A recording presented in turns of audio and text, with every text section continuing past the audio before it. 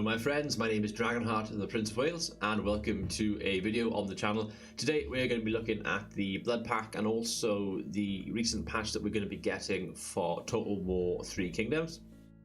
And if you haven't already and you're new to the channel, please subscribe to the channel. We're going to be doing lots and lots of Total War content over the coming weeks with 3 Kingdoms. I also do a series of top 5 videos every week where I look at various different lists for Total War, top 5s, whether that be best units, best music, soundtracks, all that sort of stuff. So be sure to check out it if you are new.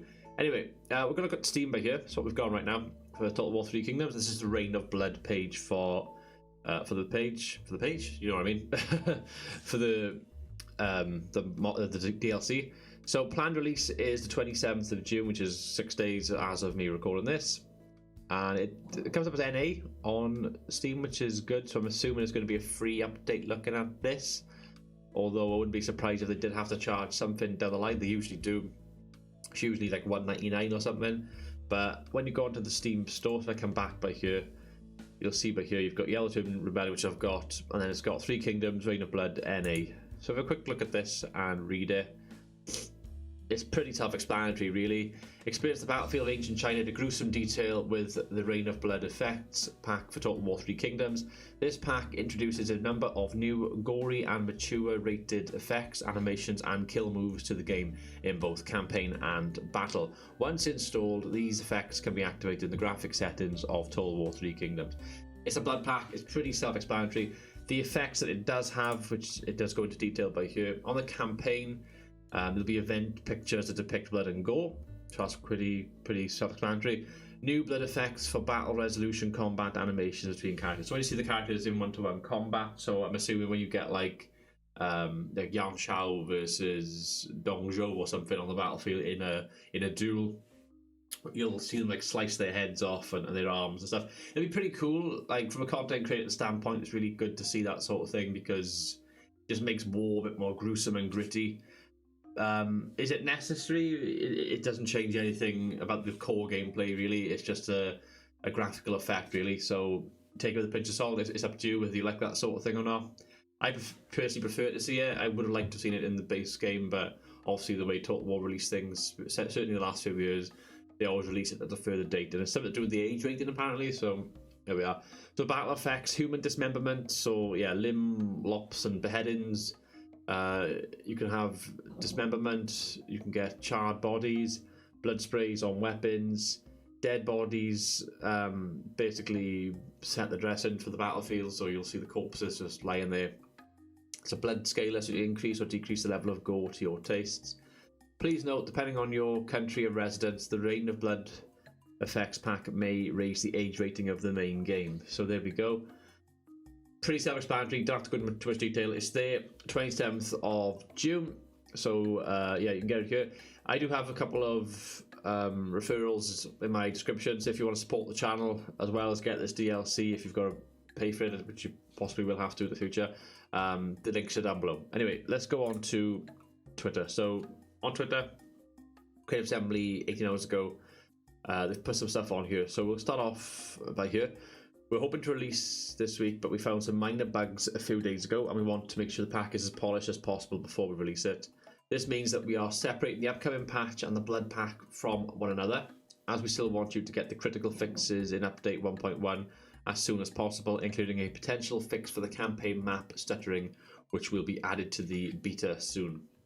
So, as for the assembly kit for mods, we're just finishing off some work on it and aim to release it on the 4th of July.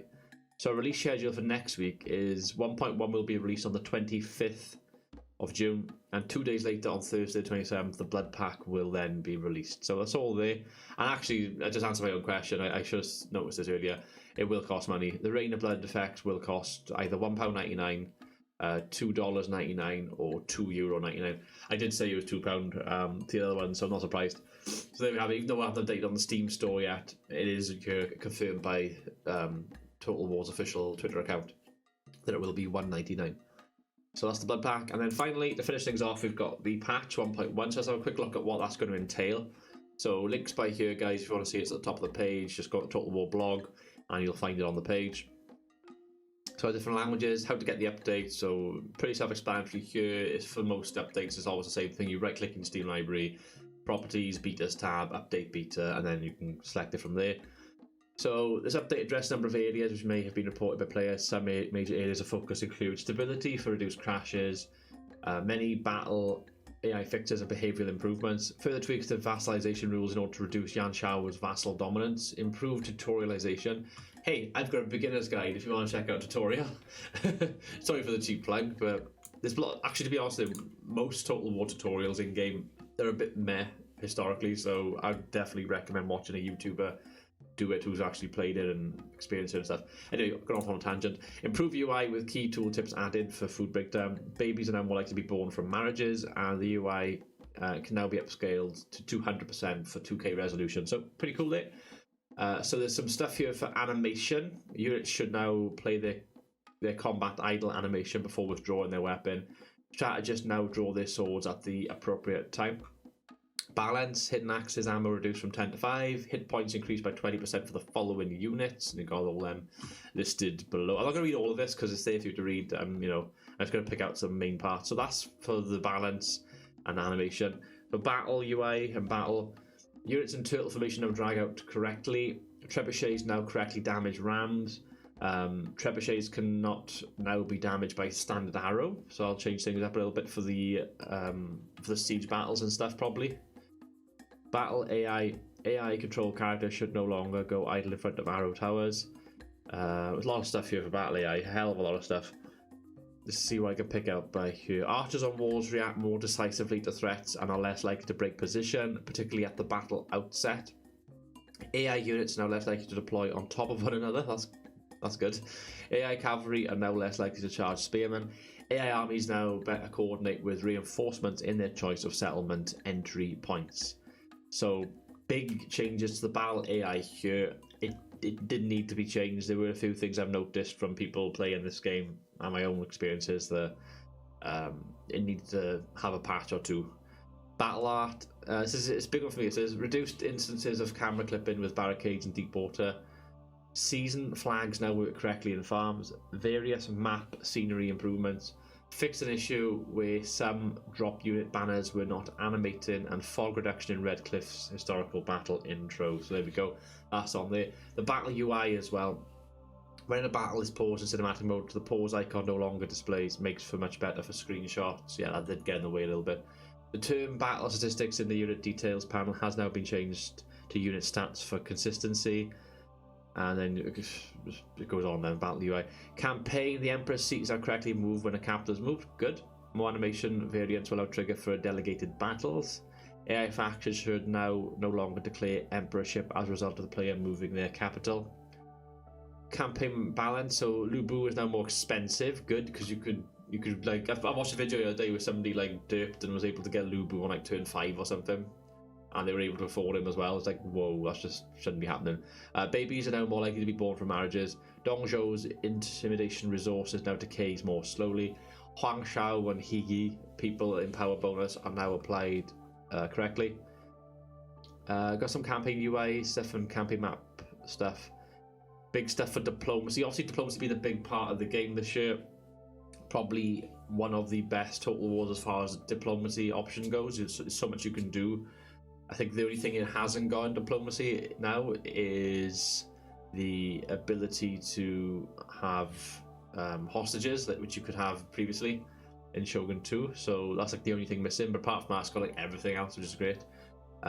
So let's have a quick look at diplomacy here. AI factions less likely to rationalize additional factions if they already have a large number of vassals. Tooltips no longer obscure the faction list. Rejecting a joint war offers no longer puts you into a state of war with a target belligerent. Players can no longer extort single payments in small amounts in return for nothing until the target's faction treasury is empty. So you could like derp the AI a little bit and really like do stuff which you shouldn't be able to do. The fact they fixed that's good. This will improve things a lot. Because diplomacy was really good, but everybody was finding loopholes around it. So the fact they've looked at it and have done stuff is great. Right, graphics, mid-distance trees now cast shadows correctly, improved edge blending between terrain objects, multiplayer. I am touched multiplayer this year yet, so I can't really comment on that, but there's some stuff here. Stability, 24 individual crash scenarios have been found and fixed, and there's some tutorialization stuff as well. And that is the log for patch 1.1. It's on the Total War website if you want to go and check it out, guys. And I'll be back soon with more Total War content. I've been Dragonheart, the Prince of Wales. Thank you for watching. Until next time, goodbye.